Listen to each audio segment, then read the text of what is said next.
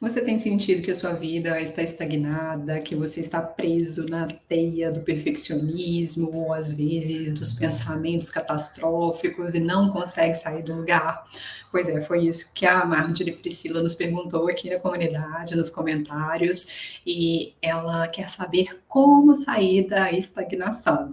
Então, é sobre isso que nós vamos conversar hoje, porque muitas pessoas autistas se sentem realmente paralisadas pela inflexibilidade mental mesmo, que muitas vezes é característica, né, no autismo, às vezes esse traço de perfeccionismo, às vezes a sensibilidade mesmo, deixa a pessoa menos corajosa e mais vulnerável aos estímulos sensoriais, tem dificuldades nas transições, tudo isso pode afetar o nosso senso de autoeficácia. Pois é, e muitas pessoas autistas, de fato, têm excelentes competências, têm muitas habilidades, um potencial gigantesco, mas sentem que não conseguem realizar tudo que elas gostariam, ou às vezes não conseguem realizar nada do que elas gostariam, se sentem ansiosas, paralisadas e com medo das mudanças. E aí elas permanecem na bolha da imaginação, onde pelo menos elas têm algum tipo de controle e sabem que não vão correr tantos riscos. Às vezes a gente chama essa bolha de zona de conforto, mas muitas vezes existe o desconforto da ruminação, dos pensamentos perseverativos, pensamentos catastróficos, muitas distorções cognitivas, pensamentos que não ajudam, uma série, às vezes, de emoções que não estão contextualizadas.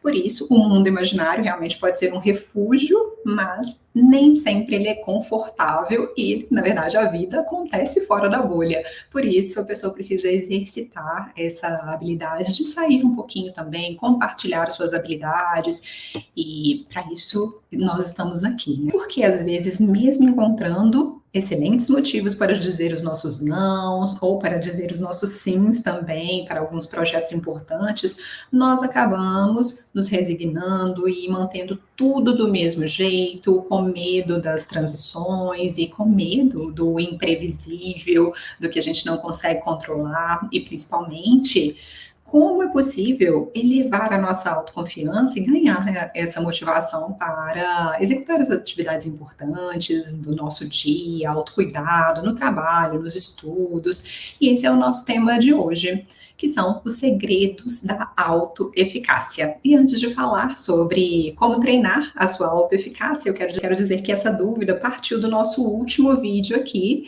e que eu compartilhei com vocês a teoria da desesperança aprendida, do Martin Seligman, que também é conhecida como a teoria do desamparo aprendido, né? Porque a pessoa, quando, principalmente a criança, quando ela percebe que ela não é capaz de modificar o cenário, quando ela não é capaz de evitar o desconforto, ela acaba tendo o senso, às vezes, de baixa autoeficácia e introjetando isso e generalizando para outras situações. Aí a pessoa acaba se sentindo impotente em diversos contextos e não consegue, às vezes, executar o que ela quer, né? Então, tem o baixo senso de autoeficácia. Eu vou deixar o link desse vídeo aqui nos cards para vocês.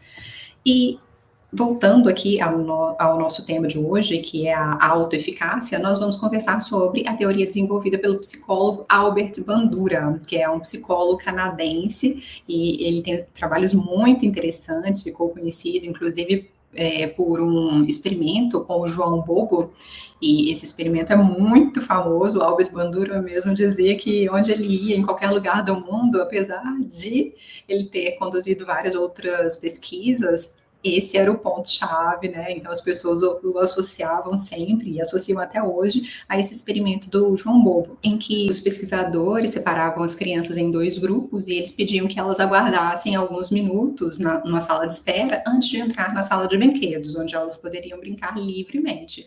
Enquanto isso, um adulto entrava no ambiente, né, naquela sala de brinquedos, e manipulava um João Bobo. E cada criança podia ver a cena porque a sala era de vidro. E aí eles mostravam, né, a criança podia ver 2 tipos de comportamento, um adulto, que podia ser um homem ou uma mulher, brincando educadamente com o João Bobo, e o outro grupo via um adulto batendo no João, socando, né, aquele brinquedo inflável e sendo deseducado, pouco cuidadoso com aquele brinquedo. Resultado: as crianças que viam o adulto ser gentil e cuidadoso com aquele brinquedo modelavam o comportamento. E a maioria das crianças que viu os adultos baterem no brinquedo também repetiam o comportamento. Ou seja, a modelagem comportamental, social, de fato acontece, e acontece sem que a gente tenha consciência, sem que a gente perceba. E o Bandura tem outros trabalhos também muito interessantes em psicologia social, então ele é quem vai nos guiar aqui no nosso trabalho hoje sobre a autoeficácia. Então, como eu disse, nós vamos ver essa teoria para que você possa ter mais segurança, mais motivação para agir, executar os seus planos, as suas tarefas, cuidar do seu corpo, da sua saúde, por exemplo. Então, nós precisamos, antes de tudo, saber o que faz diferença para que alguém se sinta mais confiante e acredite nas suas próprias ações. Mais uma vez, nós não precisamos reinventar a roda, porque existem esses estudos sobre esse tema. E, na verdade, nós temos 4 passos básicos ou 4 pré-requisitos. E, em primeiro lugar, o registro das suas experiências passadas na conclusão de tarefas semelhantes é o fator mais importante dessa teoria. Isso significa que, se você fez 5 provas de matemática e tirou nota excelente, 8, 9, é bem provável que você acredite que você é competente para executar novas provas de matemática no futuro e outras atividades semelhantes. Da mesma forma, se você deu uma aula e foi bem, foi elogiado, se sentiu bem ensinando aquela matéria, é provável que você se sinta confiante no futuro. Se você entrou na faculdade, percebeu que você aprende, que participa, que é bem recebido, é bem provável que você se sinta confiante para continuar, né, para seguir no curso. Eu digo isso porque a evasão escolar é muito prevalente entre pessoas autistas, seja porque elas não se sentem acomodadas ou porque não se sentem capazes de estar naquele ambiente, de executar as tarefas, não intelectualmente, mas de estar com o grupo. Às vezes ficam nervosas porque tem outras pessoas, porque tem muito barulho, e talvez não se sintam também à vontade para solicitar as acomodações. Então, esse é um ponto. Então, as nossas experiências prévias, elas falam sobre a nossa autoeficácia, sobre o senso de autoeficácia no presente. E aí, em seguida, nós temos a experiência indireta, que o Bandura chama de experiência vicária, não é vigária do religioso, não. O vicário é indireto, é de outra pessoa. Então, as experiências de outras pessoas, elas podem influenciar o nosso senso de autoeficácia. É muito comum, por exemplo, que as crianças japonesas se sintam bastante confiantes para realizar provas, porque as pessoas asiáticas, né, e os japoneses, as crianças japonesas, né, são conhecidas por tirarem notas muito boas nas provas, por aprenderem rapidamente tudo. E acontece o contrário também. Tem estudos mostrando que as meninas, às vezes, se sentem menos capazes porque, muitas vezes, nós temos um meio, né, um meio acadêmico muito sexista. Então, elas já entram no processo, já entram para a prova, imaginando que elas não possam performar tão bem quanto os garotos. Então, são esses 2 pontos, né? Os nossos exemplos de pessoas que concluem o objetivo, que estão perto da gente e podem ser a nossa inspiração, influencia muito. Da mesma forma, se nós temos pessoas perto de nós também, ou pessoas com as quais nós nos identificamos, e essas pessoas não têm um desempenho bom, talvez isso mine nosso senso de autoeficácia, né, a nossa autoconfiança. O terceiro fator é a persuasão social.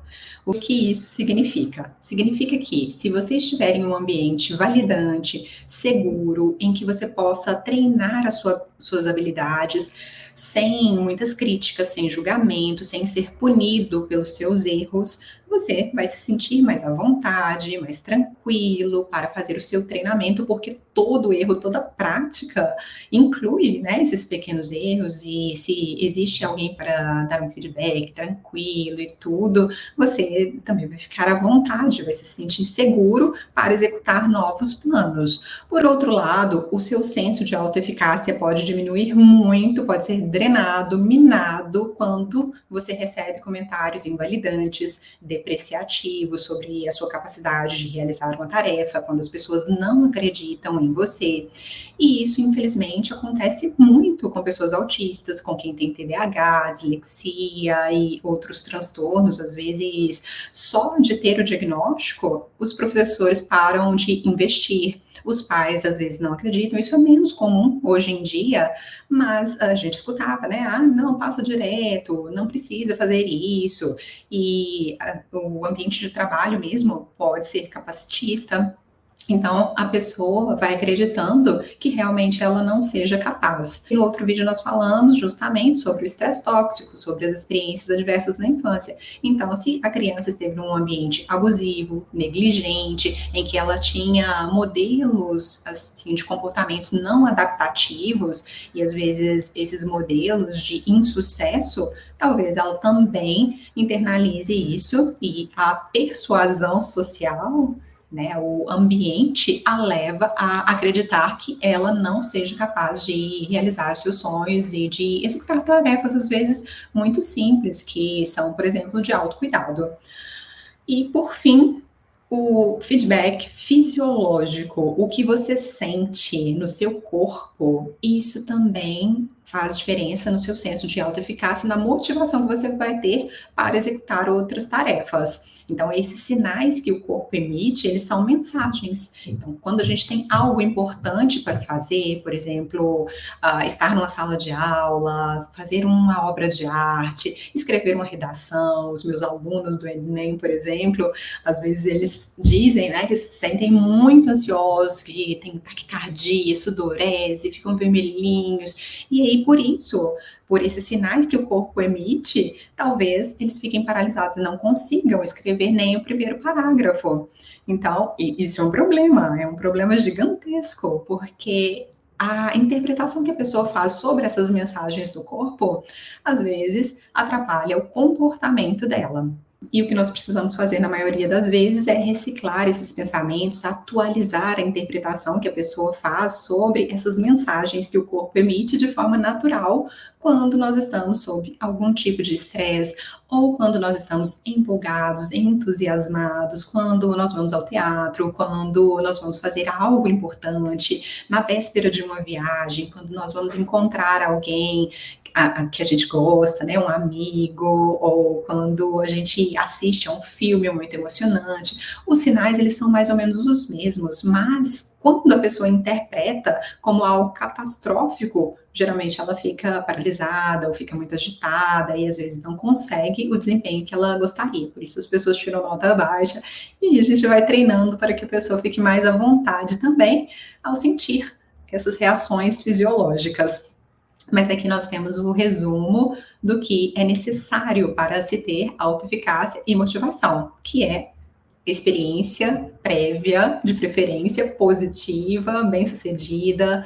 A experiência das outras pessoas, nós aprendemos muito com as experiências alheias. A persuasão social, então, quando o ambiente é favorável e nos ajuda a internalizar essa crença de que nós somos capazes de executar uma tarefa, de entrar num jogo, de treinar as nossas habilidades de escrita ou qualquer outra atividade, isso ajuda muito. E também ter uma interpretação mais realista sobre as reações fisiológicas. E esses 4 elementos aqui vão nos levar a ter um senso de autoeficácia mais elevado e também o que vai deixar a nossa vida mais produtiva e mais divertida, porque essas experiências, né, esses 4 fatores nos levam a ter comportamentos mais adaptativos e isso eleva o nosso desempenho também, eleva a nossa performance. Agora, para que você guie o seu processo de treinamento dessa habilidade, vamos ver como a teoria do Bandura pode ser útil. Então, eu deixei ainda mais resumidinho aqui e você vai compreender pelo slide que tudo começa pela prática. Então, se você está dentro dessa bolha, para se sentir seguro, precisa sair um pouquinho e executar o mínimo que você conseguir hoje. Porque as experiências prévias, elas não ditam o nosso senso de autoeficácia, o que a gente acredita sobre as nossas habilidades no futuro. Pois bem, então se você executa hoje um pouquinho e é bem-sucedido, se sente seguro, o mundo não acabou, você ficou feliz, amanhã talvez você se sinta ainda mais confiante para dar 2 passinhos de formiga. E por aí vai. O segundo ponto é ter modelos de sucesso, modelos de pessoas que já passaram, por exemplo, pelas mesmas dificuldades que você. Então, pessoas autistas ou que tenham TDAH, que tenham altas habilidades às vezes, porque mesmo as pessoas que são superdotadas, às vezes, ficam paralisadas, com receio de executar suas habilidades, com medo de aparecerem, com medo de serem snobs ou de serem julgadas porque são mais inteligentes, são diferentes da norma. Então, tudo pode acontecer. E nesse ponto, inclusive, com quem tem altas habilidades, geralmente, em outros países, o que eles fazem é ter uma turma especial, em que as pessoas vão poder conversar com os pares, com pessoas que pensam mais ou menos de forma semelhante, que também têm interesses pela aprendizagem acima da média, e tudo isso é excelente. Por exemplo, se você quer falar em público, você pode ter um professor. Se você quer jogar basquete, então estar num time, ter um treinador, aprender a tocar piano, a mesma coisa. Se você precisa entregar um projeto, então conversar com pessoas que já passaram por essa situação, vai aprender um idioma, ter professores gentis, que acreditem em você. Então os modelos são excelentes. Quando eu iniciei o canal aqui no YouTube, quando eu comecei a fazer vídeos, eu entrei nas aulas, por exemplo, da Gislene Izquierdo, e foi excelente, porque ela me falava, né, Lígia, você não gesticula, Lígia, você fala sempre com o rostinho reto, Lígia, você fica o tempo inteiro balançando na cadeira. Então, foi muito útil, porque eu percebi que eu tinha alguns comportamentos repetitivos que apareciam muito no vídeo, distraíam as pessoas. Aí você me diz, Lídia, mas você é neurodivergente, então ela não está te ensinando a fazer camuflagem? Ela não está sendo capacitista? Não, nesse caso não, porque foi uma escolha minha. Então, eu acreditei no que ela disse e senti que fazia sentido. Então, para mim foi excelente. O terceiro ponto é estar em um ambiente seguro, em que você pode falar livremente, em que você é acolhido, pode exercitar as suas habilidades sem receber muitas críticas. E o quarto ponto é a reciclagem emocional, que eu já falei um pouquinho antes, mas é fundamental, e esse passo, às vezes, você precisa executar com um profissional, com um psicólogo, porque, principalmente na TCC, o profissional pode ajudar você a fazer uma reestruturação cognitiva a partir da interpretação, né, a partir das conversas que vocês têm, vocês vão identificar juntos quais são as suas distorções cognitivas, o que te prende a essa paralisia, o que evita que você avance, onde está o obstáculo real para você. Então, essa análise individual ajuda muito. Então, claro, aqui você já pode começar a fazer esse trabalho, mas muitas vezes é difícil que a gente enxergue sozinhos esse ponto que merece atenção e que deve ser atualizado, que deve ser reciclado. Então, aqui nós temos os 4 pontos, mas também existem riscos de se ter um senso muito elevado de autoeficácia. E quais são esses riscos? O primeiro ponto de alerta é que a pessoa pode se tornar extremamente autoconfiante e achar que ela não precisa estudar, que ela já sabe tudo, que ela não precisa zelar pelo seu trabalho. E aí, alguém que seja mais inseguro talvez entregue um trabalho mais primoroso do que essa pessoa que tem um senso de autoeficácia, que é muito autoconfiante. O outro ponto de alerta, principalmente para as pessoas perfeccionistas, é o risco de ficarem exaustas, de entrarem em burnout e acharem que elas dão conta de fazer tudo, deixarem de estabelecer os seus limites, e isso pode levar à exaustão e justamente ao que elas mais temem, que é a queda na produtividade.